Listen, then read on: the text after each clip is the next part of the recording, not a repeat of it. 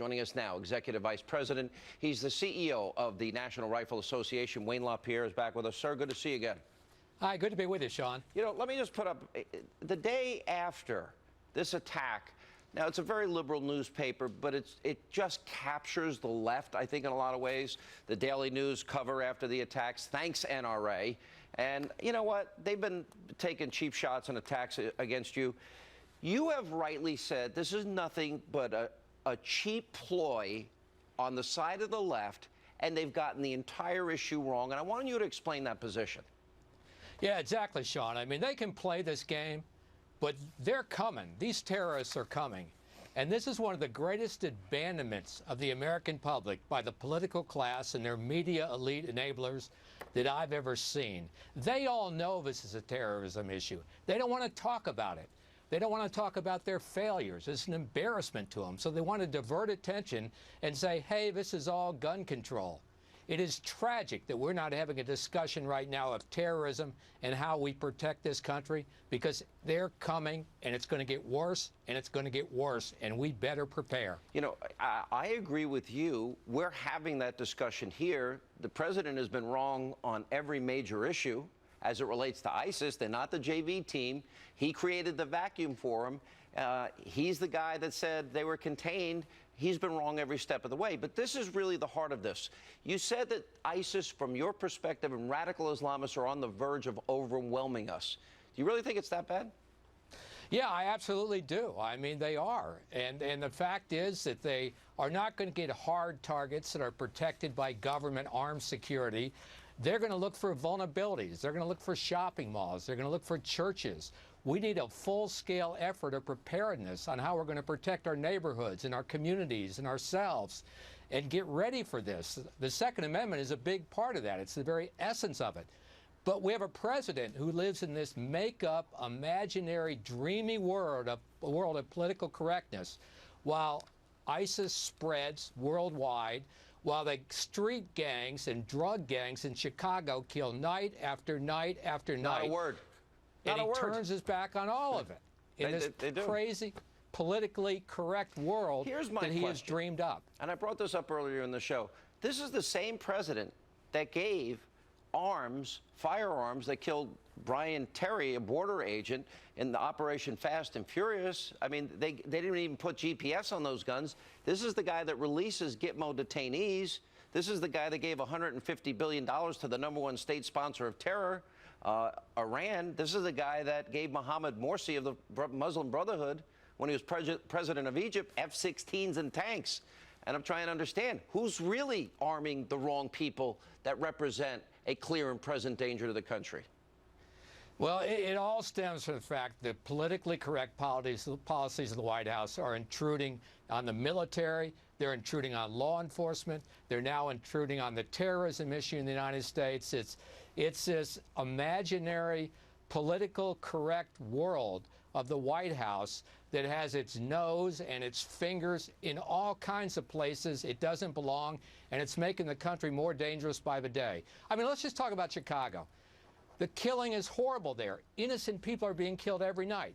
He has federal gun laws on the books right now where it's 10 to 20 years if you're a drug dealer with a gun on the street. If you're a criminal gang member on the street, the federal gun law is 10 to 20 years in federal prison. Felon with a gun, 5 to 10 years in federal prison. Illegal trafficking, transfer. If he would enforce those laws, pick them up right now, he'd get them off the street before they get to their next crime scene. Yeah. But he won't do it. His Attorney General, Loretta Lynch, won't do it. And people are paying the price and dying in this country because politically correctness dictates for our president and his Attorney General they don't want to put any more people in jail. Wayne, I became a marksman by the time I was 12 years old. I've been around firearms my entire life. I've had a license to carry at least 35 years, which I've carried my adult life, a license in Rhode Island, California, Alabama, Georgia, and in New York, which it's almost impossible to get. Doesn't it really come down to this? If, God forbid, anybody in this audience, if another situation arises, if we are on the verge, as you say, of being overwhelmed, if I'm in San Bernardino, if I'm in Chattanooga, if I'm in Orlando, or what happened in Paris or Belgium, Do you want somebody like myself that's trained in the use of a firearm, that believes in firearm safety? If this guy starts texting or making phone calls or drops his clip and is reloading, do you want somebody that's armed and responsible there? Because I do. If it wasn't me, I would want somebody else there that would have a chance of saving innocent people's lives. Why don't people seem to get that part of the argument? Well, I'll tell you, I've said for years, if you're in one of those situations, you pray that a good guy with a gun shows up. Because the truth is, whether anybody likes it or not, the only thing that stops a bad guy with a gun is a good guy with a gun. And that's the hard reality of it. Yeah. What is your answer to those people, I think, that have made this ridiculous claim? I don't think most people understand the difference between an assault weapon and a non-assault weapon. It could be the same weapon, but you might have some type of added feature that is meaningless to the gun. In other words, it's put on there for looks, not anything else. But what is your answer to those that call for more gun control? The people that are doing the killing could care less about any of it. The fact if it had worked, the Boston bombing wouldn't have occurred. The San Bernardino killings wouldn't have occurred, where they had every type of gun control law they wanted. Paris, my gosh, you can't even own a gun over there for all practical purposes. They had fully automatic guns, they had bombs, they had IEDs, they had full terrorist networks. What they need to understand is these killers, whether it's the drug gangs in Chicago or ISIS, they don't go, oh gosh, they passed a law, I guess I can't do that. They don't care. They don't go, boy, they're thinking up another law to put on me. They could care less.